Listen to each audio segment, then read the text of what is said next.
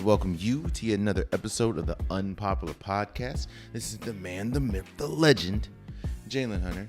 And if you do me a favor, please subscribe to the YouTube channel or just subscribe to any DSP that you're listening to this episode. It definitely would mean a lot to me.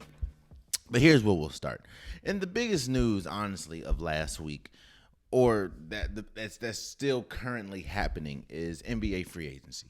So I said before, there's a lot of there's dates that are huge for the NBA. Of course, the draft, the trade deadline, and of course you have free agency.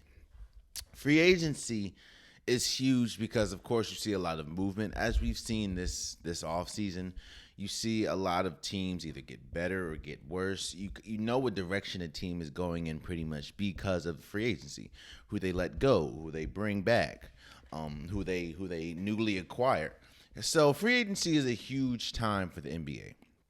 And surprisingly, this has been a very interesting free agency. And I say surprisingly because a lot of people that are free agents this year, most of them are pretty much or were pretty much expected to either go back to their teams or there wasn't. It's not like next year. Next year is going to be different. Next year you have a lot of next year you had a lot of free agents that were going to be big to hit the market. And yeah, man. But this year, of course, you had big names like Kawhi Leonard. You had Chris Paul. You had Kyle Lowry. Like, you had a lot of big names, but there's going to be bigger names next year. So this year, we didn't really expect it to be a lot of movement in the free agency market, but that has definitely not been the case. You've seen people change teams. You've seen teams completely look different than they did last year, and we'll talk about it. No, I'm not going to talk about every single transaction. There's been a lot of transactions, but I'm going to focus on a couple, and we're going to talk about it. Let's first start with, to me, one of the biggest transactions. Now, I know, yes, we will talk about Melo going to the Lakers in a second. That's not what I'm talking about. What I'm talking about is Kyle Lowry going to the Heat. First and foremost, Kyle Lowry was and has been a staple for the Toronto Raptors. Now, yes, I understand he played for the Rockets as well, but Kyle Lowry really made his name playing for Toronto. And we knew the writing was on the wall with Toronto pretty much the last 2, maybe 3 years. Ever since Kawhi Leonard left Toronto, speculations have pretty much been swirling about when Kyle Lowry's leaving. Nobody thought, people knew Kyle Lowry was gone. A lot of people thought Kyle Lowry, including myself, thought Kyle Lowry was probably going to leave the team or get traded from the team at the trade deadline last year. Of course, you remember the last game where he's peace out to everyone, and a lot of speculations were saying that he was going to go to the Lakers. But, of course, he didn't get traded at the trade deadline, and now we sit up and look, he's on the Heat. And with Kyle Lowry going to the Heat, a lot of, Jimmy Butler signed an extension. Of course, PJ Tucker went to the Heat. Markieff Morris went to the Heat. First and foremost, the Heat probably, I'm not going to say they got, let me see this. The Heat got a lot better than last year or since the end of the season. What does Kyle Lowry bring? When the Heat played the Milwaukee Bucks in the playoffs this year, and of course lost 4-0, it was abundant that they were missing two things. They were missing a starting point guard and they were missing scoring. Now, they haven't really addressed the scoring, even though Kyle Lowry can score, even though Markieff Morris can hit a shot or two, and of course Jimmy Butler is their leader and he's decent. They didn't really address the scoring, and they also lost Kendrick Nunn, and we'll talk about that in a second. But they didn't have scoring, and they didn't really have a starting point guard. Goran Dragic was hurt. It was just a lot. And getting Kyle Lowry, let me say this. What the Heat did was the Heat pretty much leaned, okay, we're going to be a rugged defensive team. Kyle Lowry's great defensively. PJ Tucker's great defensively. Markieff Morris can be good defensively. Of course, you have Jimmy Butler, who's great defensively. Bam Adebayo was good defensively. This team is going to be a nightmare trying to score on. Now, again, I do think that they still need to address some scoring. They don't really have a lot of scoring on this team. I mean, yeah, you did sign Duncan Robinson to an extension, but Duncan Robinson isn't really a scorer. He's a shooter. He's not a scorer. But I think this makes the Heat. This kind of propels the Heat back to like top 4 status. Now you're probably thinking, well, they made it to the playoffs, and of course they lost to the Bucks, who ultimately won the the NBA championship. But nobody really expected the Heat to win last year.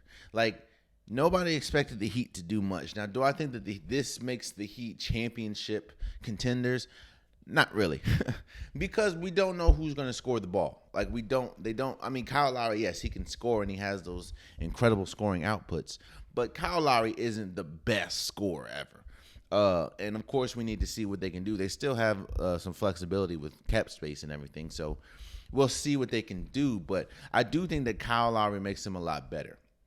Now, I thought DeMar DeRozan was going to go there too. Now, if DeMar DeRozan was going to go there, that would be a little different. And, of course, we'll talk about DeMar DeRozan in a second. But, again, you're seeing teams are uber aggressive. Teams are going to be uber aggressive because this has been a crazy 2 years in the NBA. Now, of course, we know about COVID. But due to COVID, of course, we had the bubble. Then we had the shortest offseason in NBA history. Then, of course, we had this season, which ultimately crowned the Milwaukee Bucks a championship. Now, the NBA are doing a reset as far as it's going to go back to the regular season, regular scheduled season, regular 82 games. And right now, hell, the season ended last month. The season ended in July. Now, currently right now, they are in the Summer League. So, and of course, we had the draft last week. So the things are coming rapidly. So this is going to be an interesting season, man. Of course, the older teams, you're going to see how they're going to juggle minutes and everything. Of course, the Milwaukee Bucks, how are they going to juggle minutes? Not saying they're older, but they just played they just finished playing in July. It's going to be interesting to see. It's going to be not to mention, of course, you have an 82 game season now. Last year, I think it was 72 to condense it. So yeah, man, we're going to see how it goes, bro. But Kyle Lowry to the Heat probably was the biggest move as far as somebody moving teams, because again, Kyle Lowry brings scoring. Not of course at a top guard level, of course, but he brings scoring, he brings defense, he brings leadership, and while yes, Gordon Dragic, who I believe is still on the team, Gordon Dragic is still good. Kyle Lowry is better than Gordon Dragic. Like, let's just be real. Kyle Lowry is better than Gordon Dragic. So, bringing on Kyle Lowry as well as a PJ Tucker definitely bodes well for the Miami Heat. Now again, I don't think this move makes them better than Brooklyn Nets. I don't think this move makes them better than I don't think it makes them better than the Milwaukee Bucks, and of course I don't think it makes them better than a lot of teams in the West. But you can see every year there's a team that gets lands a big free agency, and Kyle Lowry, which we'll talk about in a second, was pretty much the biggest free agent which we thought was going to move. So, yeah, man, Kyle Lowry's on the Heat. Another big move, and we'll discuss this. No, let's talk about the big team, the biggest team, which is the LA Lakers. The LA Lakers have been on an incredible tear when it comes to this free agency, man. You get they do a sign and trade, I guess, with Russell Westbrook. They get Carmelo Anthony now. They get Malik Monk. They get Kendrick Nunn. They get Dwight Howard comes back. Trevor Ariza comes back. Wayne Ellington comes back. They get some people, man. They get some people, and what are we seeing with the Lakers? That's the question, because you're seeing all these people, and the Lakers can be one of two teams. Now, when you look at the Lakers, their oldest player is Carmelo Anthony at this time, which is 37. Dwight's older. Of course, LeBron's 36. I think Russell Westbrook's like 32. Like, this is an older team. And you're seeing a lot of, Dwight Howard came back. Like I said, Trevor Ariza came back. Wayne Ellington came back. You're seeing the Lakers say one thing, is they're going for it now. Of course, LeBron James he has more games behind him than he has in front of him as far as basketball games. Carmelo Anthony has more games behind him than he does in front of him. And this team can be one of two teams. This team can be, in the best case scenario, this team can be the Miami Heat. Now, I'm not saying, of course, you're not going to get D-Rose. You're not going to get D-Wade. You're not getting Chris Bosh. But what we saw with the Miami Heat was you have a collection of three really good players plus a team of veterans around them. Now, again, you have LeBron, Russell Westbrook, and Anthony Davis. And then, of course, you see Dwight, Ariza. You see Wayne Ellington. You see Marc Gasol. This could be a Miami Heat situation. Now, I'm not saying that this team is going to be as good as Miami Heat, but if you look at the players on paper, this is a super team. Again, you have some big names now. The big names aren't all of them aren't in their prime. The only person to me that's pretty much in their prime or could still be in their prime is Anthony Davis, but you have some big names. So, yes, on paper, this can be a super team. So, this can either be the Miami Heat. Again, you have a lot of... Because remember, the Miami Heat had LeBron, D-Wade, Chris Bosh, and then you had Ray Allen. You had Shane Battier. You had Mario Chalmers. You had... what's his name?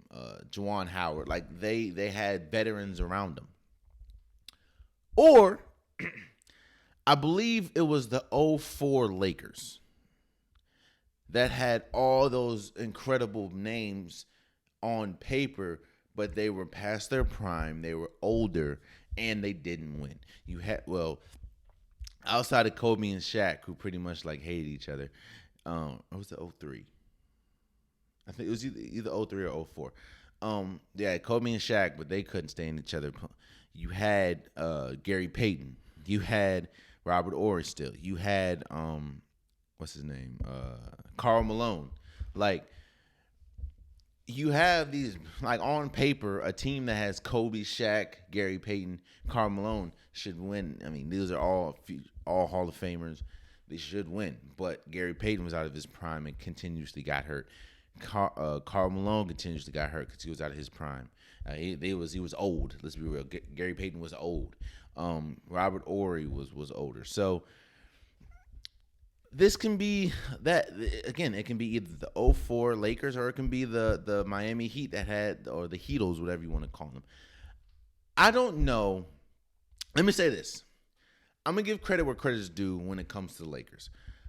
Of course, I questioned the last episode. I questioned the fit with Russell Westbrook and LeBron James, because I said they didn't have enough scoring around them. Neither one of them are a reliable 3-point shooter or shooter in general to play off ball. And neither one of them are good. They're not good at playing off ball because they're not used to it. LeBron James has been ball dominant, and rightfully so. He's arguably the greatest player ever. He's been ball dominant ever since coming out of ever since high school, pretty much.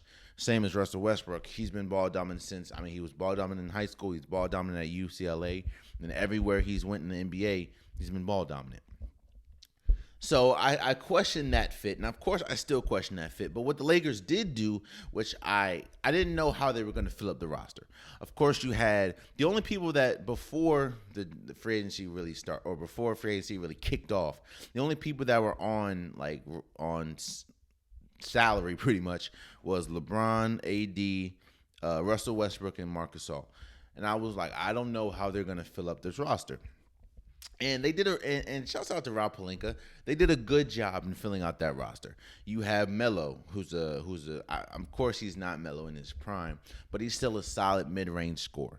You have Wayne Ellington, who's a catch and shoot player. He's a catch and shoot player. You have Kendrick Nunn, who's a quality backup guard. You keep Horton Tucker, who of course they'd like to develop him. Or they like the development that he's receiving and how he's getting better. Of course, you have Malik Monk, who's a young, athletic. He can score the ball. They made. I don't think this team. Let me say this. This team is This team is a lot better than last year, and I say a lot better than last year because, of course, you have Russell Westbrook. Anthony Davis comes back healthy. LeBron James, he comes back healthy. And of course you have Melo, Kendrick Nunn, Malik Monk. You have better pieces. Trevor Ariza, he's a catch and shoot. He's also a 3-and-D player. Dwight Howard, of course, we know he's probably going to play backup for Anthony Davis because Anthony Davis is going to play a lot of the 5. And you have good pieces, but of course we have to wait and see, but I don't know how much these pieces fit at the state of their game. And what I mean by that is, how much are you getting from Melo? Of course, Melo just came from Portland, and he was incredible at Portland. However, what Melo are you getting? What is Wayne Ellington somebody that can Wayne Ellington played for Lakers and it didn't go well. So what Wayne Ellington are you getting? Dwight Howard, of course, we pretty much know the Dwight Howard we're getting. We're not getting no Orlando Dwight. We're getting the Dwight that's jovial. He's still athletic. He's gonna foul the hell out of it. Dwight Howard just be fouling people at this point, and of course jumping and getting dunks.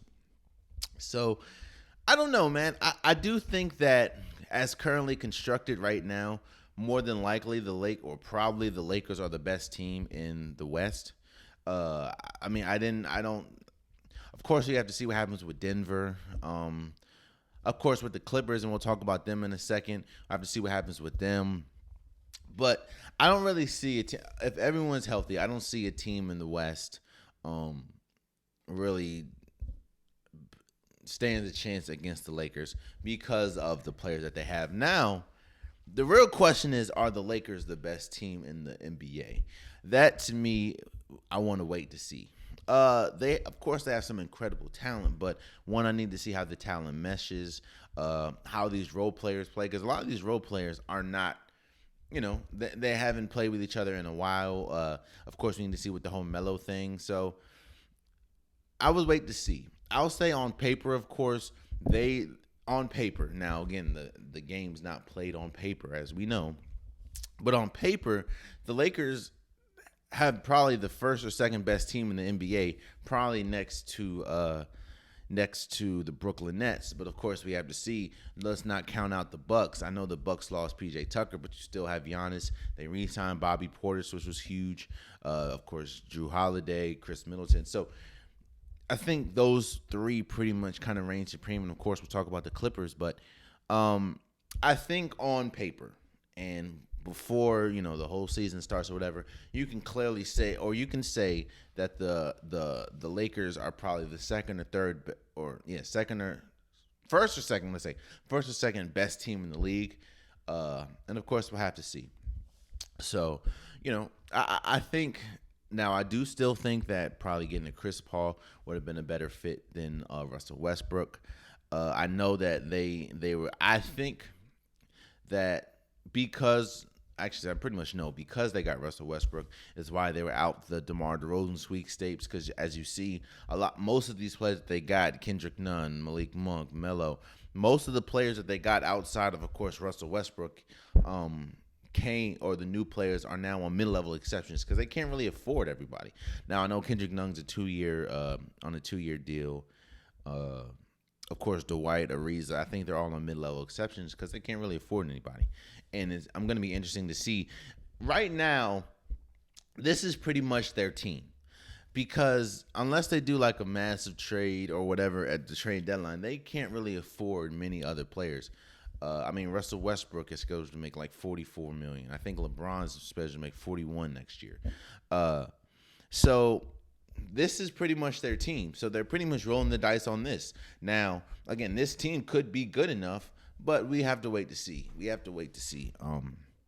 But I am impressed with the moves they made, especially after they get Russell Westbrook. And I'm like, all right, so you get Russ. I still don't think he's the best fit, but what are they going to do after that? How are they going to fill up this roster?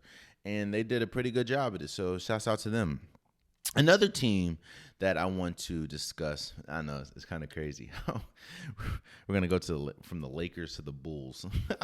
But the Bulls, let me say, the Bulls surprisingly were aggressive. And when I say surprisingly, it's because the Bulls don't really have a history of being aggressive in free agency or whatever ever since pretty much Michael Jordan. And I'm not saying he was a free agent and everything, but they haven't really made big splashes in free agency. And this year they're going. I don't know. I guess they're going for it. You know what I mean? You have Vucevic. They got him at the trade deadline last year. You have Zach LaVine, who's right now playing for Team USA, but I think he finished like third or fourth in scoring last year. You have the ground pieces for talent. Of course, we need to see what happens with Lauri Markkanen, but it doesn't really look like he's going to return. But you have the foundation. You have some pieces that can take you places. Now, of course, Zach LaVine. I think Zach LaVine signed an extension, I believe. But what are you doing after that? The Bulls have always had a good base as far as good players to build around. They just have done a poor job building around them. Now, after Michael Jordan, you had Derrick Rose. Of course, you know about the injury, but and they built around him great until the injury. They had Jimmy Butler. Again, you have Zach LaVine. So it's like, how do you build around this team? And the Bulls are going for it, man. You signed Lonzo Ball, which is a big get for them because it takes the ball out of Zach LaVine. Doesn't really have to play point guard. Now, he was playing point guard at certain points of the season, of course, because he was pretty much the only one that can do it. But Lonzo Ball, Lonzo Ball is not the greatest scorer, of course. He's not the greatest shooter, but he is really good at distributing the ball. He's really good at, getting people open, penetrating to the paint and kicking out. Lonzo Ball has incredible court vision. Again, Lonzo Ball is not the best shooter. He's not the best scorer. He's a good defender as well because of his length and everything. So Lonzo Ball being there really helps. Another person that came along, of course, is DeMar DeRozan. Now, let me say this. I feel good for DeMar DeRozan because, DeMar DeRozan gets another team. I think he had a 3-year deal. But I also feel bad for DeMar DeRozan. Kind of like, remember last week, I was saying I felt bad for Buddy Hield. I felt bad for Buddy Hield because he was that close of being a Laker. That close to being a Laker until the Lakers was like, hold up, we can get Russell Westbrook? All right, buddy, my fault. It ain't going to happen today.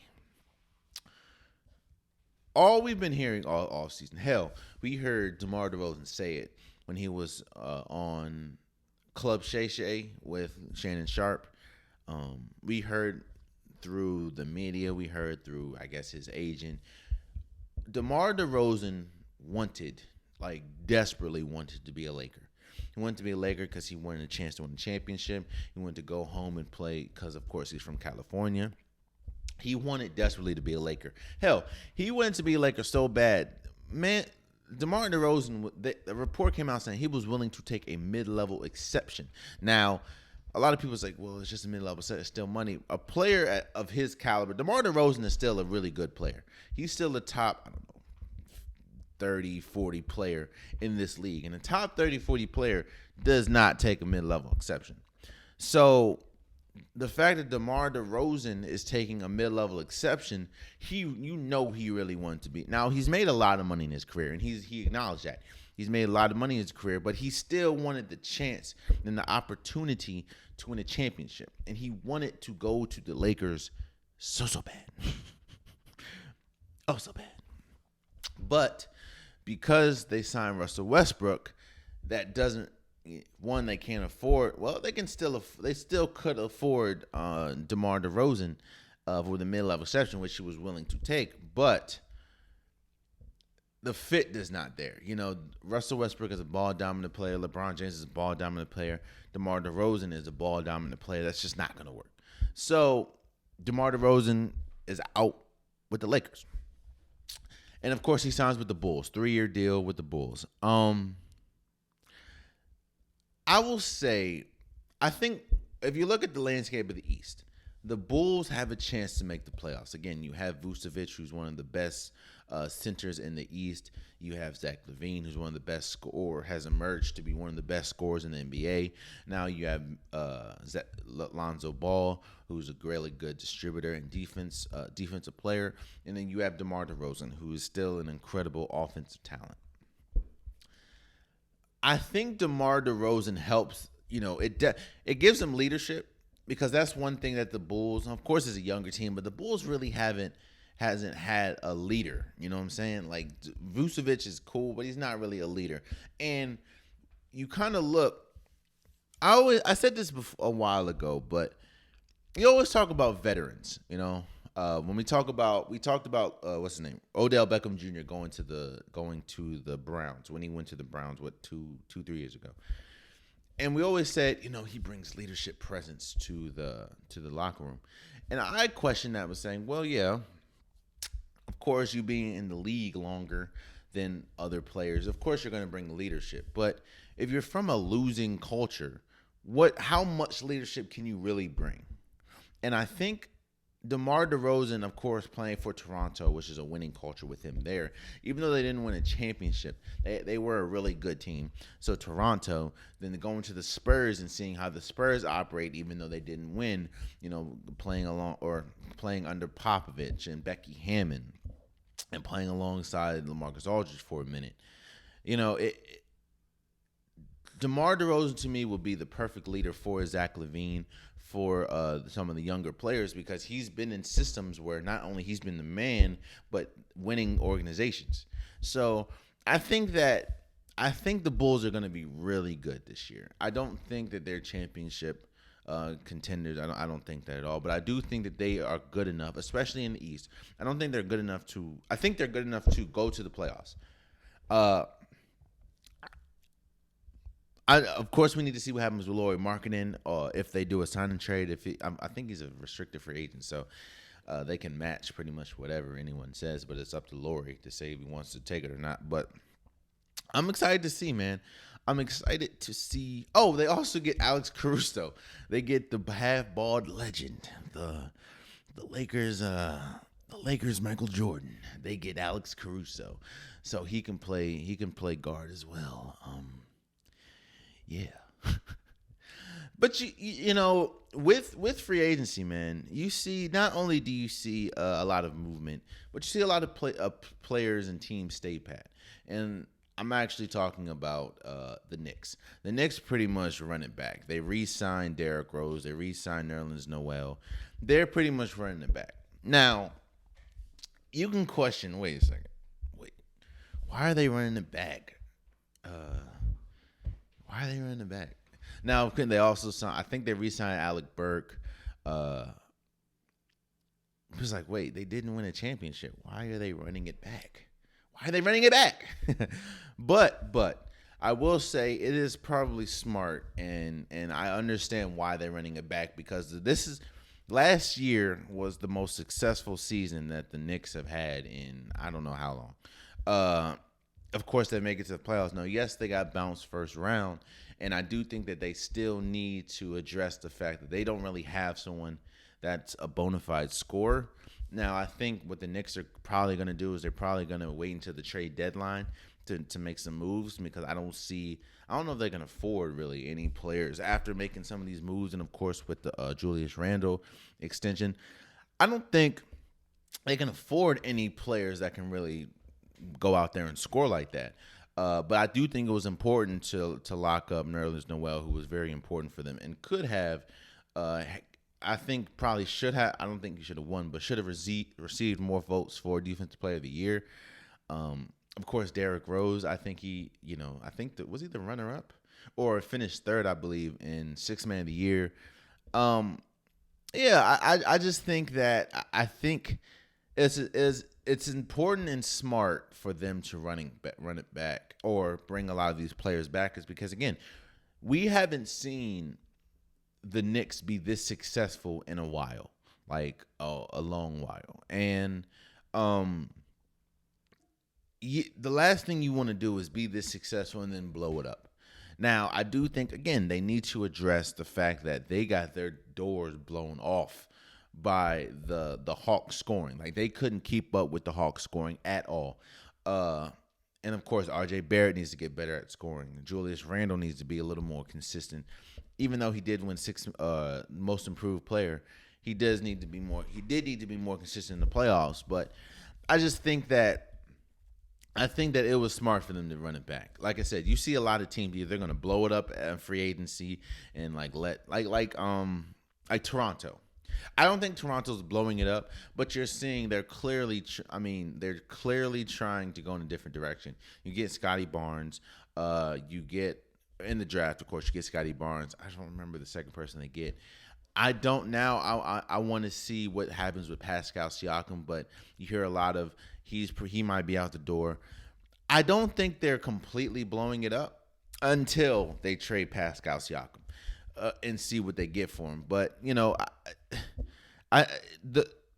when you lose a staple that is Kyle Lowry, like Kyle Lowry has been the Raptors, and you can argue he could be the greatest rapper of all time, seeing as though the impact that he has for the team. Of course, you're going to be in a different direction. And they're not completely blowing it up as far as Toronto, because, again, you have Fred VanVleet, you have Pascal Siakam, but they're pretty much like, if they're not touching the button, they're pretty much like what's his name? Like Bow Wow, probably almost there. But I say that, like I said, free agency shows you who's blowing it up, who's trying to run it back, who's getting drastically better. And the Knicks are trying to bring back all their pieces so that even if these pieces don't work by trade deadline, these are, Derrick Rose is still a solid player. Nerlens Noel is still a solid player. You can see, I don't foresee a situation where they'll trade Julius Randle, especially after winning the most improved player, but you can see what happens with him. So, it's something to notice. Something to notice. Of course, even in free agency, you see a lot of players that get 1-year deals because they expect to stay at one spot and then leave. Devontae Graham goes to the Pelicans. I'm not saying he's going to be there for 1 year, but they got him from the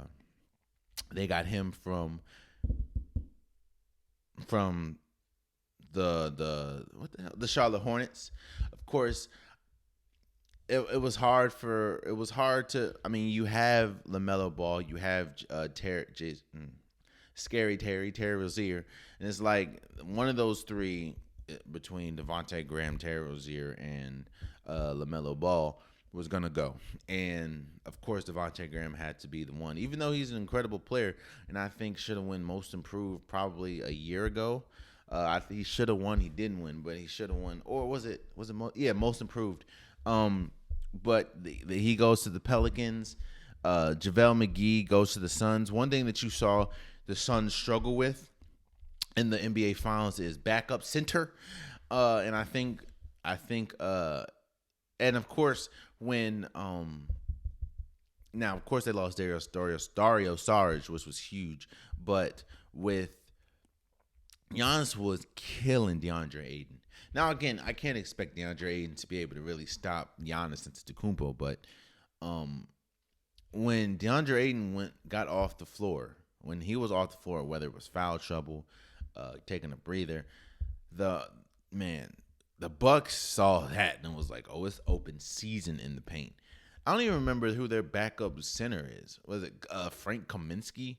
So I think JaVale McGee is going to be big for them. But you see a lot of movement, man. And the last thing, bro. Now again, we're still a free agency. There's still a lot of players that's still available. Kawhi Leonard. Now, everybody expects Kawhi Leonard to re-sign with the Clippers, of course, with a bigger contract. He declined his player option, so he's a free agent. But everyone expects him to go back to the Clippers.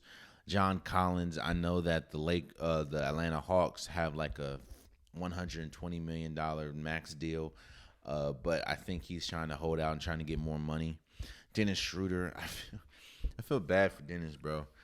I think he had like $100 million deal like last year and turned it down because he wanted to bet on himself. You know what? Man? We need to talk about that, bro. I understand players have supreme confidence in themselves. I do. I understand, and they should. I mean, athletes, either professional football players, professional basketball players, professional hockey players, baseball players. You guys are the best of the best. I will never take that from you. You can't just pick somebody up from a rec center and throw them in the NBA and expect them to be good. That's why you see, Isaiah Thomas, who can't even sniff a team right now in the NBA. I don't know if it's due to his size, due to his injury history, due to his lack of defense because of his size. But Isaiah Thomas can't even sniff the NBA and just put up, 65 in like a pro-am league or something the other day. 65. The same Isaiah Thomas who's like 5'11", 5'9", putting up 65 in a pro-am. Being an NBA player is different. I've seen Jan Mahimi. I've seen him in person go to a pro-am league and put up like 50. Jan Mahimi. So I understand that players should have supreme confidence in themselves. These are professional players. These are professional athletes. They're leaps and bounds better than anybody that you see regularly play at a rec center. But some people have to be honest with themselves. And I'm only talking about, in realms of their sport. When players say they want to bet on themselves, I always question. I understand, I don't know, Spencer Dinwiddie. He bet on himself. Now, he did tear his ACL, but he bet on himself, and that's going to pay off. Spencer Dinwiddie is a great player, and I think that he's nearing a deal to sign with the Wizards. I think they're trying to do a sign and trade. That's the only way they can get him. But Spencer Dinwiddie bet on himself and succeeded. Kelly Oubre, he bets on himself all the freaking time and has succeeded. He's with Golden State. I think it's looking like he might go to the Spurs, but he's still a free agent, so we'll see. But Reggie Jackson bet on himself and has flourished. Now, of course, when I say flourish, I'm talking about contract-wise. But Reggie Jackson bet on himself and is shooting for the moon. John Collins bet on himself, and it worked. I don't know what deal he's gonna get, but it looks like I don't know if he's going to get the max, but it looks like the Atlanta Hawks are going to try to give him anywhere close. I mean, they're going to try to get him close to the max because he's an important player for them. And he's a young player. He's a building block. And they just signed an extension with Trae Young worth like $207 or something like that. So, of course, John Collins bet on himself and has flourished. And then there are players that bet on themselves, and I'm thinking to themselves, hold up. We've seen you play. You're a veteran. We've seen you play. Why are you still betting on yourself? You're not that guy. Dennis Schroeder is not that guy. You're not that guy, pal. I respect everyone having supreme confidence. You should have supreme confidence in yourself. That should happen. But it's like, who do you talk to? Do you talk to the agent and be like, "Yo, hey, Dennis, look, I understand you want to bet on yourself. I understand you have supreme confidence, which you should, but I don't think we'll ever get a deal this important." You know what Dennis Schroeder probably expected. Dennis Schroeder expected him to have an incredible season last year, incredible playoff run. He expected to win a championship. And I don't think that he did. Of course, nobody expected it as far as like really anybody, but I don't think he expected the Russell Westbrook thing to happen. He didn't. He also didn't expect him to be god awful in the playoffs against the Suns. Like, no one expected that. I just don't under. There's a lot of players that should not bet on themselves. Like, I'm gonna just be real. There are players that should not bet on themselves. Andre Drummond, we'll talk about that in a second. Why are you betting on yourself? We saw you. You're not that good, bro. Dennis Schroeder betting on himself. What are you doing? I remember when Danny Green said I'm betting on myself. Danny Green, the guy that at the time could not hit a three for the Lakers in the playoffs. But now again, he did win a championship with Toronto and championship with the Spurs. But betting on yourself, like, and it's never like Steph Curry's betting on himself. Like, that's Steph Curry. LeBron James is betting on himself. KD is betting on himself. Like, you never hear those type of players say they're betting on themselves, because you don't need to bet on them. We know who LeBron James, we know who Steph Curry is, we know who Kevin Durant is, we know who Kyrie Irving is, we know who James Harden is, we know who Giannis Antetokounmpo is, we know who Jokic is. We know these players. So you never hear those players talking about, hey, I'm betting on myself. No, it's always the players like Dennis Schroeder, Bruce Brown, Danny Green, Andre Drummond. Like, what are you betting on, bro? What are you betting on? Like, come on, bro. You have to have there has to be someone around you to be like, hey, Dennis, that's $100 million, bro, or damn near close to $100 million or something like that, or maybe 80 million or whatever. I don't think you're gonna see that again, bro. I'd take that money. Now he might sign a mid-level exception. The man had a $100 million deal on the table just like a year or two ago. Turned it down because he wanted to bet on himself, and now he's probably gonna sign a mid-level exception or something. Like, oh man, just get better counsel around you, bro. Oh man. Before we move on from the free agency and the moves and everything, one move that I didn't understand too much was Andre Drummond signing with the 76ers. First and foremost, you can't tell me that the 76ers really want to trade Ben Simmons. You can't tell me that, because they've had several opportunities to trade Ben Simmons, both before the draft, during the draft, and now after the draft. And when you hear them ask for James Wiseman, Andrew Wiggins, and 4 first-round picks, which is ultimately 6 players for Benjamin Simmons. You know, I understand you probably think highly of him, but there's no way that you're going to make that, or you're going to get that back. Especially when you had a deal in place with James Harden before he went to the Brooklyn Nets, and you said, we're not giving up Ben Simmons. You just don't spin the block and get more. Yeah, I understand that that's James Harden, but you're getting more. You're getting 6 players.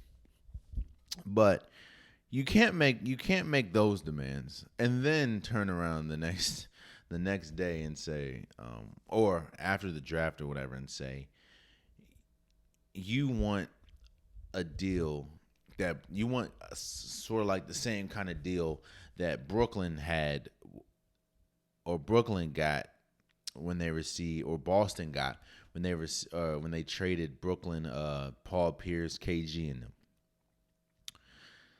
And this is why I think they don't really want to trade Ben Simmons. First and foremost, you don't say that if you expect a team to take you seriously.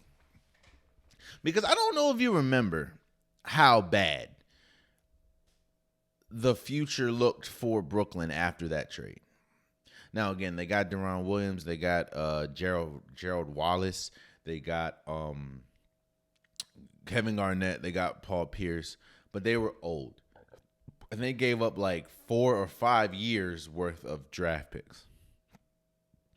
And if it wasn't for, them making a trade to get Spencer Dinwiddie, them making a trade them making a trade to get D'Angelo Russell, them of course landing Kyrie Irving and James Harden and KD, it was looking real bleak for them. Like, they were one of the worst teams because of that. Hell, what's his name? Bernard. I forgot homeboy, but he got fired because of that stupid trade. Because they gave too much. So what team in their right mind do you think will give up all that asset? Now, of course, you're not going to get the same amount that, the Boston Celtics got for KG and Paul Pierce. But what team do you think is dumb enough to trade? Now, it's not like you're getting Steph. It's not like you're getting Giannis. It's not like you're getting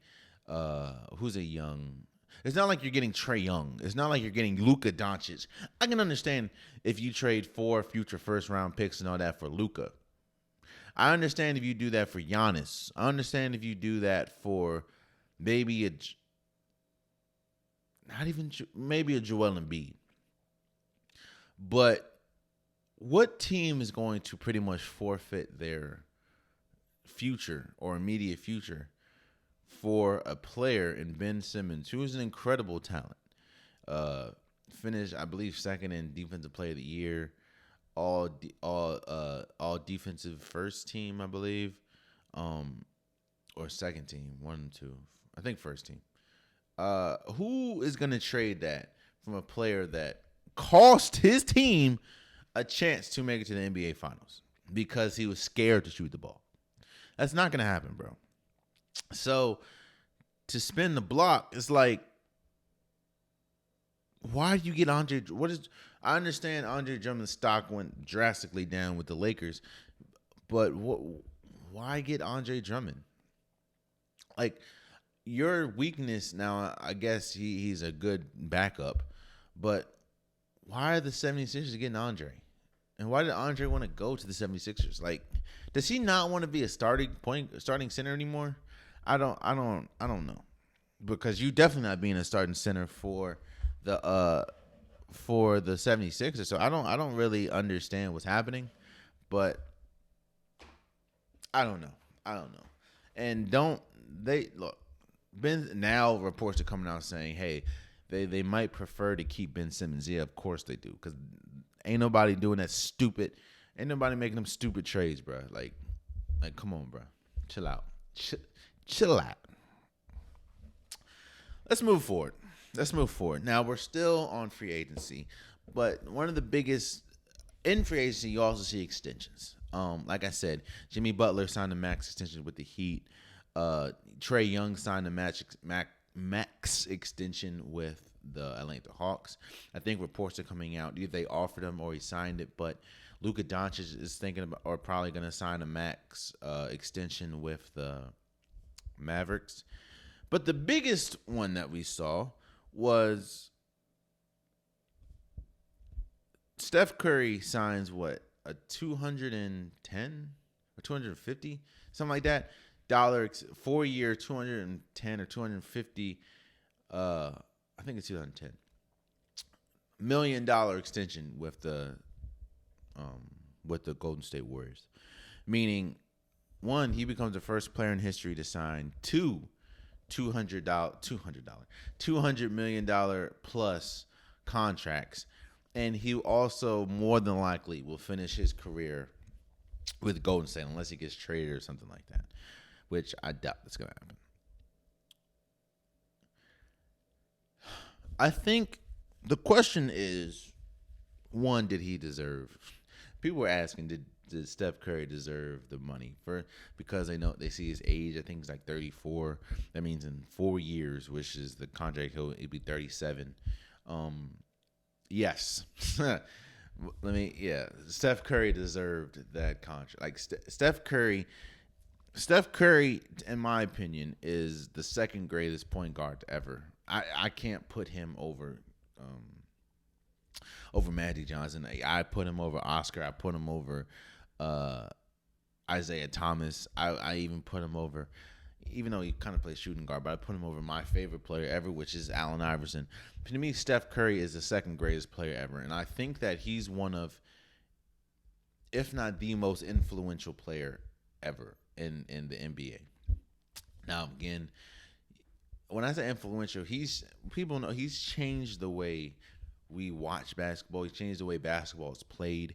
He's changed the way, not just NBA, but basketball in general. You see kids you see LaMelo Ball pointing at the when he was a kid, and you even see kids now pointing at the freaking half court line and letting it fly. Like, that's Steph Curry. So, yes, I believe Steph Curry deserved that extension. Now, the question now is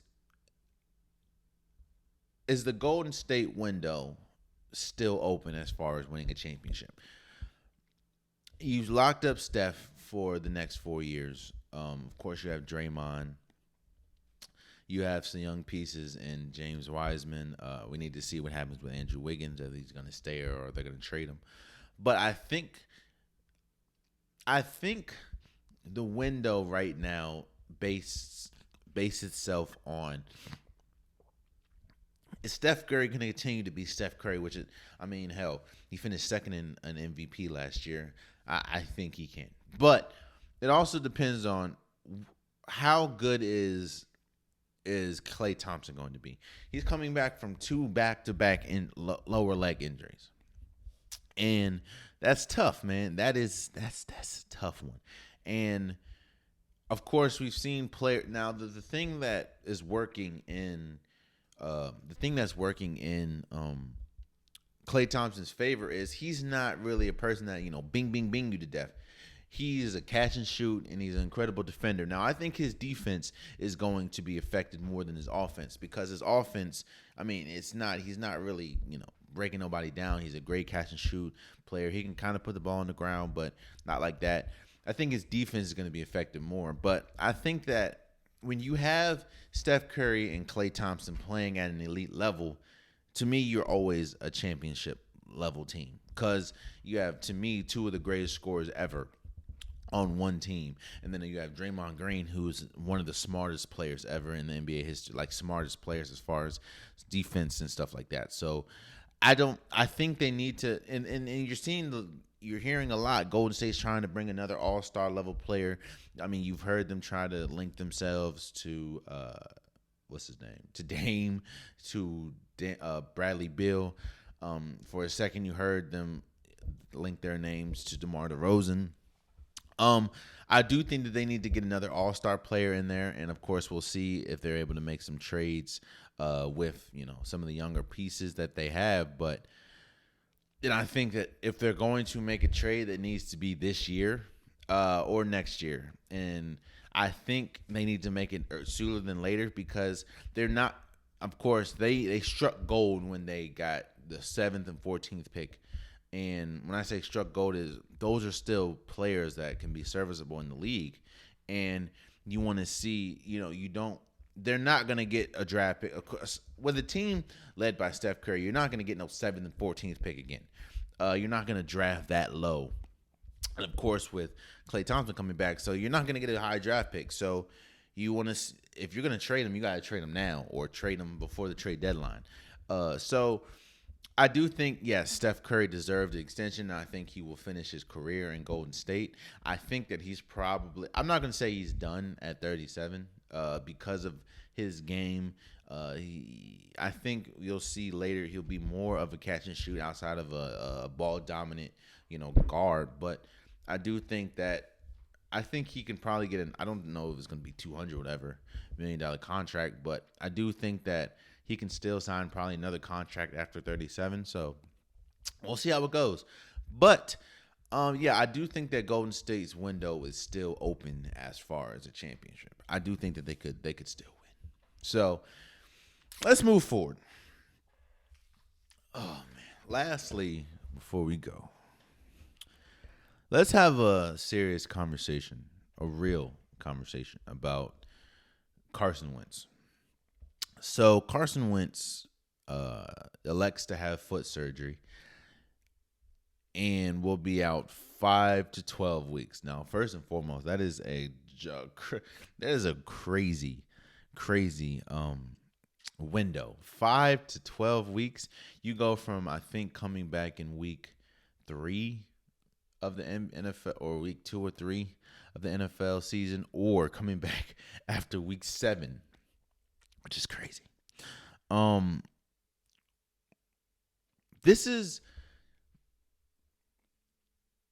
This is my opinion. Now, we need to see what happens when he comes back. But this is the worst, and I mean absolute worst case scenario for the Indianapolis Colts. I say that because you sign him or you get him from the Philadelphia Eagles, and we know how that ended. And this team is good enough. The Indianapolis Colts are good enough to win a Super Bowl. You have an incredible offensive line. You have one of the best defenses. You have quality wide receivers. You have quality running back. You have probably one of the best young running backs in the league in Jonathan Taylor. This is an incredible team. This team is good enough to win a Super Bowl. If you put them up against the Tampa Bay Buccaneers roster, put them up against the Kansas City Chiefs roster, they match up well because you have DeForest Buckner. They had Quentin Nelson. You have really good pieces. And just like we saw a year ago, this team is only going to go as far as their quarterback takes them. I think the biggest thing that was holding them back last year was Phillip Rivers. And they thought they got an upgrade, which on paper you should get an upgrade in Carson Wentz. But here's the thing about Carson Wentz, man. If it's not injury or just not being right mentally, Carson Wentz has not been elite since he was, to me, leading the MVP vote before he got hurt. I think it was like a neck injury or something. And that was what, 2018, 19 when they won the Super Bowl, when Nick Foles came and you know what happened next. Carson Wentz has not been good since then. Now, I'm not gonna put it all on him. Of course, we know, I don't know what it is in Philly, but everybody gets hurt. I remember there was a time where he didn't have like any of his starting special player or specialty players. He didn't have any of his starting wide receivers, any of his starting running backs. Of course, his offensive line was down bad. Like, I'm not gonna all put that on him, but there was a lot of Carson Wentz just not in his head mentally. He wasn't there.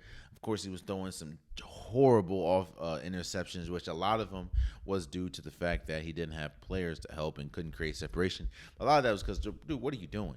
He was holding the ball way too long, getting a lot of fumbles and sacks. Carson Wentz just mentally wasn't there. And a lot of that was because, of course, the Nick Foles situation. And I do think it's crazy that the Indianapolis Colts are now thinking about bringing Nick Foles. I think that will probably be the worst decision they can make, because we saw what happened with Philly. And a lot of that was because of the stellar play, I guess you can say, of Nick Foles in the playoffs. But I say this is huge and this is cataclysmic for the Indianapolis Colts is because what you need Carson Wentz. Carson Wentz is coming from a bad situation in Philly, and it's because of him. As far as like his mental, and you want him to get off to a solid start. You want him to remind himself how good of a player he is. You want him to get out the gates and play well with his new team. And he's already coming off of a fragile situation, and now it's like, damn, like what you know what I'm saying? Like it's I don't know. I think okay. So again, he could come back. It could just be, he could come back in 5 weeks. You only be 3 weeks in, and he could still have an incredible run. But again, we haven't seen Carson Wentz honestly be good since before his injury, before the Super Bowl. And it's like the last thing you want to do is go to a new team with all these expectations on you, because trust me, everyone in the league knows that the Indianapolis Colts have a championship caliber team. The only thing that they're missing was a quarterback, and a lot of people were hoping that Carson Wentz was that person. So you come off of what happened in Philly and how bad that ended with, the front office and the head coach, and of course Carson Wentz, and of course Jalen Hurts. And him losing his job to Jalen Hurts and then demanding a trade. Like, the expectations that's coming to this team and the amount of pressure that you have, not only to rectify and pretty much make up for what happened in Philly, to now lead a team that is championship. Like, this is a championship roster, lead them to the promised land. And now the plane pretty much stalls before it even flies. I don't know. Again, this is pretty much worst case scenario. Carson Wentz can come back and be better than ever. He can have probably one of his best seasons ever. Who knows? I will say that I believe in order for that to happen, you need to come sooner. You need to come within 5 weeks or sooner to 5 weeks and 12, because it's going to be hard for me to, I think it's going to be hard to get your rhythm in week 7 of an NFL season. But I don't know, man. It's just, excuse me. It's just tough because, it's like Carson Wentz, in my opinion, I'm not gonna say. I can say he has probably the most. He had probably the most pressure on his shoulders coming to the season than any quarterback, because of what happened in Philly, with losing your job to Jalen Hurts and being the leader of a championship caliber team. And now this injury, man. Of course, I hope for a speedy recovery. I hope he comes back better than ever. But I don't know, man. And when I say, we haven't seen the best Carson Wentz for like 2-3 years now. And a lot of that has been mental. A lot of that has been physical, because this is yet another injury. I think I saw he's been injured every year outside of 2000. He's been injured. He was injured his last year in college, first year in the league. He's been injured every year except for, I think, 2019. Like, he's been injured every single year. So when we talk about players being injury prone, he's been injured every year outside of 2019. So I don't know, man. I don't know. I don't know. I think what sucks the most is we saw Carson Wentz be good. Like, we saw how good Carson Wentz can be. We saw, to me, he was leading in the MVP race until he got hurt. And then, of course, we know Tom Brady, I think, won that year. So we know how good he can be. And a lot of people, including myself, are still see that Carson Wentz and think to ourselves, well, he got there before. He can get there again. But maybe people like myself have to understand maybe we will never see that Carson Wentz again. And I think, unfortunately, the Indianapolis Colts thought like I thought. We saw him be an MVP caliber player. He can get there, and we need him to get there, because if he gets there, we have a great shot of winning the Super Bowl. Unfortunately, I don't know if he'll ever get there again. I hope for a speedy recovery, but yet again, this is yet another year that either starts with Carson Wentz being injured or could end with Carson Wentz being injured. So we'll have to see. But there you guys have it. That has been today's episode of the Unpopular Podcast. I appreciate you guys. If you want an Unpopular Podcast merch, shirts, hoodies, sweaters, long sleeve joggers, the link is in the description below. There's multiple designs, multiple colors. Just click on the design you like, change the color, get yours today. Hey, this stuff is fresh, bro. Go get your Unpopular Podcast merch. Also, please subscribe to the YouTube channel. I'm trying to reach 1,000 subscribers, so anything would help. I appreciate you guys. I love you guys, and until next time, much love.